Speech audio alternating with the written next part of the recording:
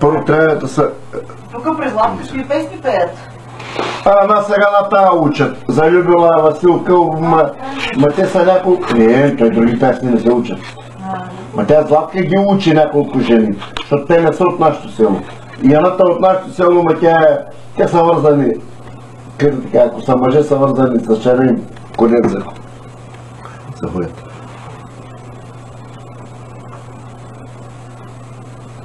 Да, бе, Какво искаш? каквото искаш ти.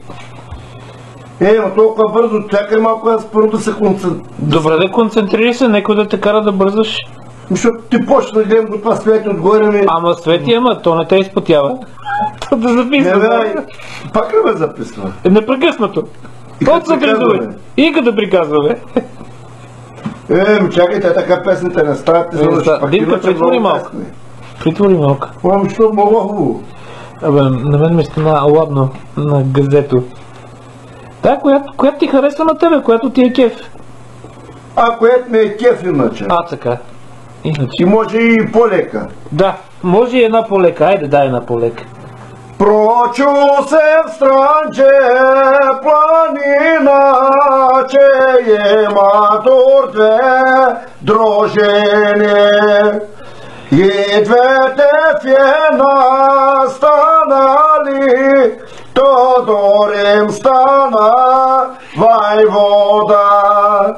Лошев се човек намери, та дружината предаде. Половината ги пръснали, половината ги избили. Потено дърво лежеше ранен младият войвода, а на дървото имеше едно малко пиленце. Едно малко пиленце, пиле зумбюле. Тодор пиленце думаше, пиле зумбюле. Да фракнеш холам, да фракнеш из тая странче планина.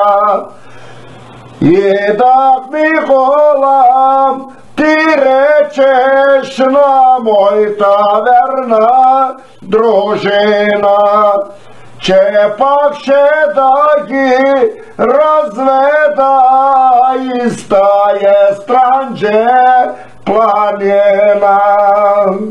Така. На здраве са.